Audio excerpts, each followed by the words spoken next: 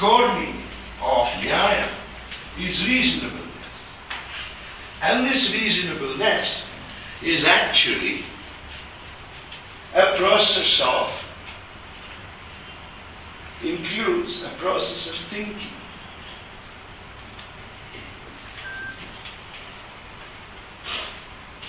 That is, our literature, I think, if we study it, I have to go and study it to see whether it is hypothesis with very scrutiny. Our theories of Nyaya, Navya Nyaya, all this literature, is actually a treatise about thinking reasoning.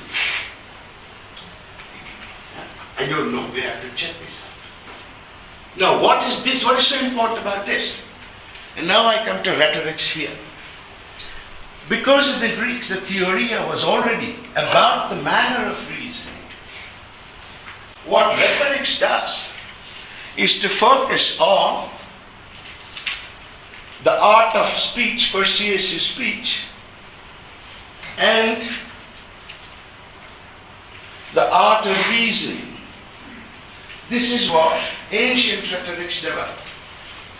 So this, when therefore rhetorics goes in here, and it becomes the informal logic of today, or argumentation theory of the 21st century, the 20th century, it is basically a technique.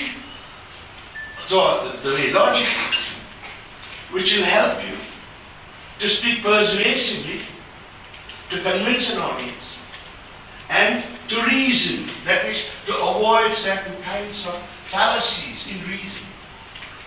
That is why, for example, rhetorics is also called today as informal logic. So rhetorics of yesterday is called rhetorics today also, or is called argumentation theory, or is called informal logic. They all mean the same. Okay? So philosophy, in this sense, splits up speech and reasoning from thinking as two distinct kinds of activities almost, even though related to each other, and they develop two independent disciplines. Whereas in India, reasonableness develops in India first. Where reasonableness is focused upon the art, science of thinking. How to think reasonably, coherently, consistently, formulate problems and so on. And one of the most beautiful illustrations of this thinking is the Avadhana art that is practiced today, for example, in Karnataka, by Sri Ganesh, Shatavadhani Ganesh. You see, I don't know whether you know Avadhana art. It has to do with formulating a whole series of tasks consecutively. One given consecutively in a series of reiterative procedures. When 10 tasks, 20 tasks, 100 tasks and so on. And it's interesting, Ganesh says, it looks like to do with memory. That, for example, you have to, one person gives you the task. Have all of you seen Avadhana? Do I have to explain it? Well, who doesn't know Avadhana? Please raise your hands. Okay, then I need to explain a little bit. See, for example, let's say I am the one who is performing the art. And this is the people. So each one of you throws a question in. He says, make a poem of 4 lines where every second word, for the first sentence he says, every second word I must avoid ka. Or every second word there must be a ka. Then Ashok comes, gives me another this thing. He gives me a passage and asks me, where does it come from? Give me an interpretation. That's the second task, in one step. Then Duncan comes in and says, all right, I will give you the fragment of a poem which looks make it into a sensible poem that gives me a fragment. And he says, the poem must have 4 lines. So I'm doing his task, and then I go to his task, and then I go to his task. At the moment, somebody like Subramanya, that is called Adhika Prasangi, he was asked kind of silly questions. He says, Balu, why are you bald? So I must immediately respond to him. I should not get angry at his questions. Then in between, what will Vivek be doing? He'll be making some kind of noise, or say hitting a bell. I must keep count of the bell. So like this, there are 100 different kinds of toss, 10 different, 20 different. And each time I come back, so I finish one round, then I come back to the second round, and he says, now avoid ga in the sha. So I must repeat the first sentence where I must remember what his task is. Namely, every second word must be a ka. I repeat the sentence. And then he says, now avoid ga in the sha. So then I do that. So like that again the task come back, and then third round. So like this, I go multiple rounds. And each time I should know what task has been given, how I have solved it, and continue further and never forget the tasks. So this looks like an extraordinary challenge to human memory. But it's very interesting how Ganesh speaks about it.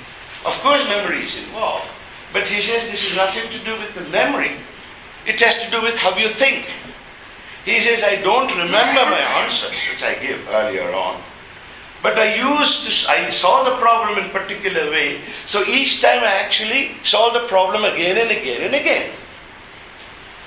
And he says one of the basic, he spoke about two basic, what we today call heuristics or rules of thumb. He says one thing is to believe that no problem is unsolvable.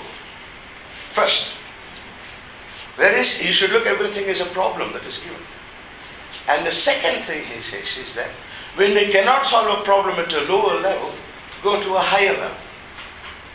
Would you believe it? These are some of the things we say today in cognitive science. And this Avadhana Kale is a very ancient tradition, 1,000 years, 1,500 years, taught all over. For example, Andhra is very good in it. And therefore these Avadhana people know multiple languages, Tamil, Telugu, Kannada, Sanskrit, English and so on. So, and they are taught. Now why did I speak about Avadhana? Is to show that even then, the focus is on thinking. How to solve problems. Now this is one of the fundamental focus of Indian traditions and Indian culture. And we evolved all kinds of art forms and scientific forms to develop these and teach these and transmit this. Now, so that means to say, what is missing in Indian tradition is this notion. We don't have the notion of rationality in the sense of seeking foundations to anything. Now this reasonableness, one more thing about India before I speak. In the same way, the Greeks developed the notion of theory quite independent of religion. I think Indian culture was also beginning to develop a notion of theory around 7th, 8th, 9th centuries. I think the writings of people like Shankara, Madhva, and so on, what in other words we begin to call Indian philosophy, were an attempt to develop an Indian notion of theory. Because until then, we had no theory even though we had science. For example, we had the science of linguistics, Panini's Ashtadhyaya. But how is it written? It is written in the form of sutras. To give you an idea of how complicated the sutras are, the Western publishers who have published Ashtadhyaya wanted to make an index of subjects to Ashtadhyaya. They discovered that the index of that book became bigger than the book itself. In other words, they don't understand, and even to this day, by the best linguists in the world, Ashtadhyaya is considered a very serious contribution to linguistics, even though it was written about Sanskrit. Yeah? Or, for example, we developed mathematics in India. What happens again? We did not develop theories in mathematics. We developed mathematics in terms of puzzles, in terms of poems, in terms of calculations. So no matter how advanced we were in mathematics, I have no idea about it. Many people claim many things about Indian mathematics. I don't want to take a stance on it because I'm not a mathematician, so I can't judge the value of mathematics, Indian contribution to mathematics. But one thing they all agree upon is that there was no formal proof method available in Indian mathematics. So even though the science of mathematics developed in India, it did not assume the form of theory. Or, for example, the science of rituals, which developed first in India, which again did not take the form of theory. So in other words, for a culture to develop the notion of theory, I think takes some time. May not be in all cases, the way Greeks illustrate. But in India, around the 8th, 9th century, or a bit earlier, because again I had to check into it, we had begun to develop a notion of theory, as it is evidenced by people like Shankara, Ramanujacharya, Madhvacharya, and so on. So, and I think because of Islamic colonialism, that process came to a halt. And I think we lost out completely on the kind of developments that would have led us to the notion of theory, something analogous to what the Greeks perhaps developed. Because we don't know today what really the Greek notion of theory is. Because the only notion of theory that we have today, that is intelligible to us today, is something that comes from here, from theology. So it would have been interesting for us to find out what Indians would have done if they had developed the notion of theory, if history had not intervened the way it intervened. Now it does not mean, of course, that the notion of reasonableness did not develop in Europe. It did. Began to develop very slowly. This rationality notion developed fast, but this notion of reasonableness began to develop also in Europe when they started reflecting on law. That is, in fact, when the universities developed in Europe in the beginning of the 10th, 11th century, the two departments that were there in the university were theology on the one hand and law on the other. So you'll find in law, even to this day in modern law, for example in European law, an extraordinary emphasis is placed on reasonableness, not on rationality. Law is about human affairs. Law reflects on human practices. And law tries to modify where possible, cumulatively, over generations, over thousands of years, modifies human practices and therefore human laws. So any attempt to reflect on human practices will necessarily give you reasonableness.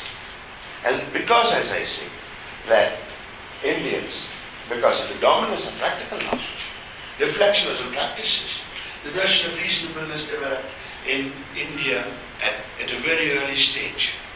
And Europe has also begins to develop the notion of reasonableness. And this was required because you find later on, it is this reasonableness, I told you, which allows you to start systematizing, making common sense ideas coherent, compatible, consistent. And the thing is, the best way to do it is, of course, developing it into a theory or the emergence of natural sciences. And remember, these natural sciences required to develop 5 centuries at least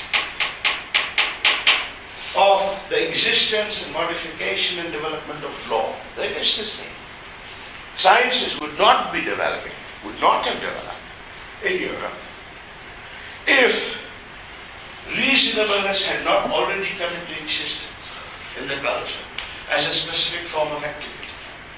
Reasonableness meaning an attempt to synthesize common sense ideas. And what allowed the sciences to emerge is that they got linked to topoi. That is, those ideas from theology which migrated into the world of